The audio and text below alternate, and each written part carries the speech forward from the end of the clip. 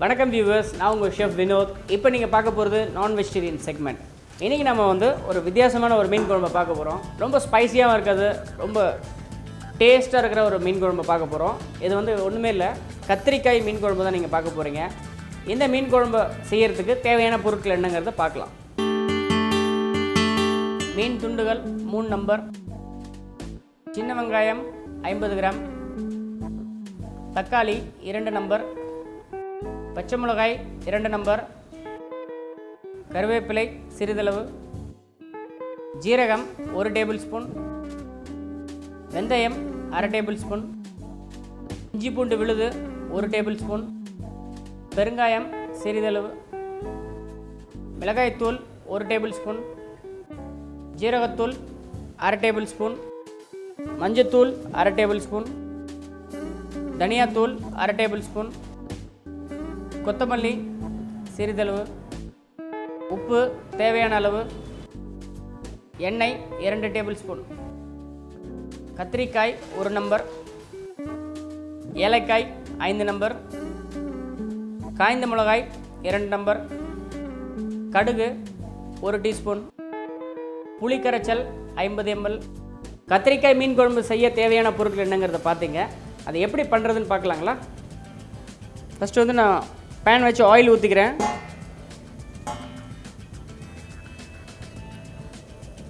First வந்து பார்த்திங்கன்னா கடுகு போட்டுக்கோங்க. அடுத்தது ஜீரகம், கடுகு ஜீரகம் போட்டிருக்கோம். அடுத்து வந்து பார்த்திங்கன்னா கொஞ்சமாக வெந்தயம் ஆட் பண்ணிக்கிறேன். அடுத்து கொஞ்சம் காஞ்ச மிளகா, ஏலாச்சி, கொஞ்சமாக கறி லீவ்ஸ். இப்போ இதை வந்து பார்த்திங்கன்னா கொஞ்சம் சாத்தே பண்ணிக்கோங்க. அடுத்து வந்து பார்த்திங்கன்னா ஷேலட்ஸ் ஆஃப் ஆனியன், சின்ன வெங்காயம் யூஸ் பண்ணுறோம். இதுக்கு வந்து மீன் குழம்புக்கு ரொம்ப நல்லாயிருக்கும் சின்ன வெங்காயம், அதனால் சின்ன வெங்காயம் யூஸ் பண்ணுறோம் நம்ம.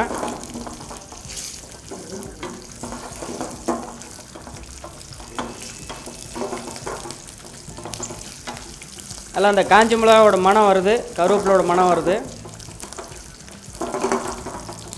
அப்புறம் ஒரு 2 பச்சை மிளகாய் போட்டுக்கோங்க, ஆட் பண்ணிக்கோங்க.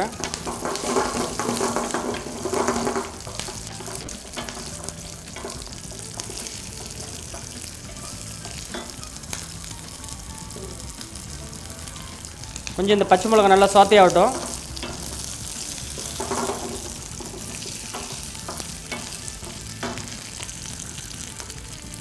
அடுத்து வந்து பார்த்திங்கன்னா கொஞ்சம் இஞ்சி பூண்டு பேஸ்ட்,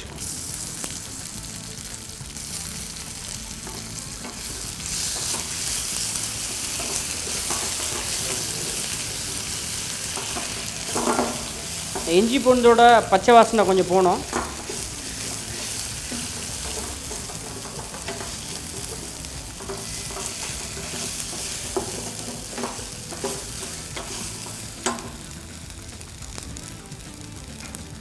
இஞ்சி பூண்டு குக் ஆன அப்புறம் டொமேட்டோஸ் ஆட் பண்ணுங்கள்.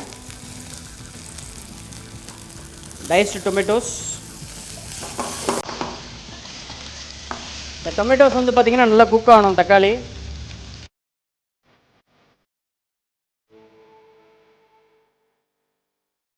வந்து பார்த்திங்கன்னா தக்காளி நல்லா மேஷ் ஆயிடுச்சு. இன்னும் கொஞ்சம் நல்லா குக் ஆகணும், அதுக்காண்டி கொஞ்சமாக வாட்டர் ஆட் பண்ணிக்கிறேன். இந்த டொமேட்டோஸ் வந்து ஹோல் டொமேட்டோவை தெரியக்கூடாது. நல்லா ஒரு திக் கன்சிஸ்டன்சி கிரேவி கிடைக்கணும்னா டொமேட்டோஸ் நல்லா மேஷ் ஆகணும். அதில் கொஞ்சம் வாட்டர் ஆட் பண்ணியிருக்கேன்.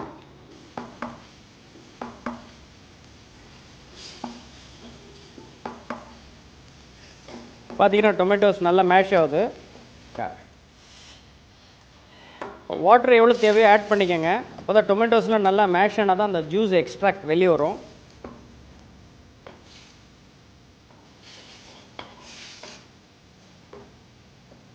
இப்போ இந்த ஸ்டேஜில் பார்த்தீங்கன்னா கத்திரிக்காய் ஆட் பண்ணோம். கத்திரிக்காய் வந்து எப்போதுமே கட் பண்ணி நீங்கள் தண்ணியில் போட்டுக்கோங்க. ஏன்னா வந்து பார்த்திங்கன்னா பிரிஞ்சால் வந்து டிஸ்கலர் ஆகிடும்.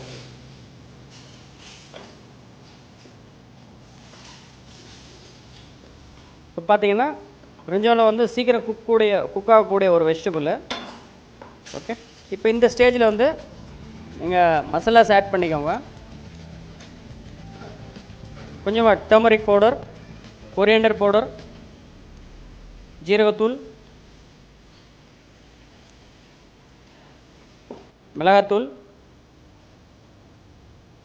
மிளகாத்தூள் எப்போதுமே கம்மியாக போடுங்க, ஏன்னா ஆல்ரெடி ஸ்ப்ளிட் சில்லி நீங்கள் ஆட் பண்ணியிருக்கீங்க. தேவையான அளவு உப்பு. இப்போ இந்த ஸ்டேஜில் நீங்கள் ஆட் பண்ணும்போது மசாலாஸ்லாம் நல்லா வந்து பைண்ட் ஆயிரும். கொஞ்சம் இந்த மசாலாஸோட ரா ஃப்ளேவர் போகிற அளவு குக் பண்ணணும் நீங்கள்.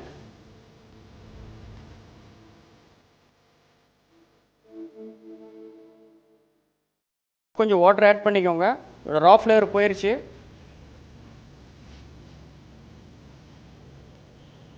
இப்போ சிம்மில் வச்சிங்கனாலே நல்ல ஒரு திக் கிரேவி கிடச்சிடும் உங்களுக்கு.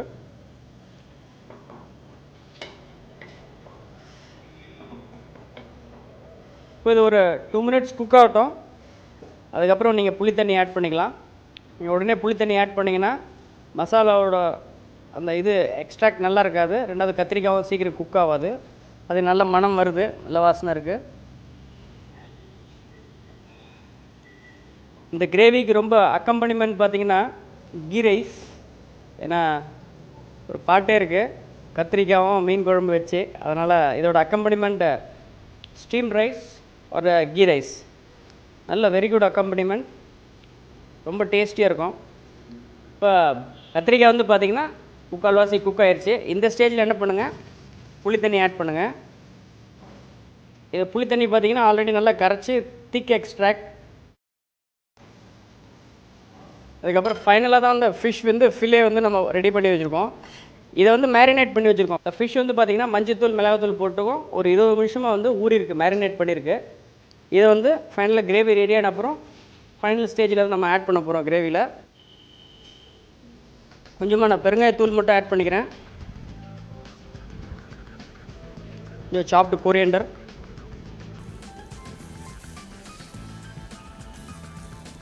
இப்போ இந்த ஸ்டேஜில் வந்து இந்த ஃபிஷ் ஃபில்லே நீங்கள் ஆட் பண்ணிக்கலாம். ஆல்ரெடி நான் முதல்ல சொன்ன மாதிரி மேரினேட் பண்ணியிருக்கு. இப்போ போட்டு ஒரு 20 மினிட்ஸ் அது வந்து மேரினேட் பண்ணி வச்சுருக்கோம். இப்போ ஃபைனலாக கிரேவி ரெடியான அப்புறம் தான் நம்ம வந்து ஃபிஷ்ஷை ஆட் பண்ணியிருக்கோம். இப்போ இந்த கத்திரிக்காய் மீன் குழம்பு இன்னும் ஃபியூ மினிட்ஸில் ரெடி ஆயிரும். இப்போ இந்த கத்திரிக்காய் மீன் குழம்பு ரெடி ஆயிடுச்சு. இது எப்படி பிளேட் பண்ணுறதுன்னு நீங்கள் பாருங்கள்.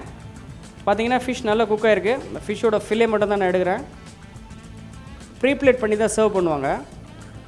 இப்போ நார்மலாக நம்ம ஃபுட் வந்து பவுல்ஸில் கொடுப்பாங்க ஹோட்டல்ஸில், அலகாட் மெனு.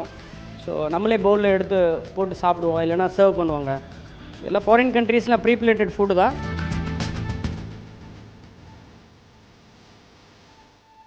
கத்திரிக்காய் மீன் குழம்புனால கீப்பிங் 2 பிரிஞ்சால்.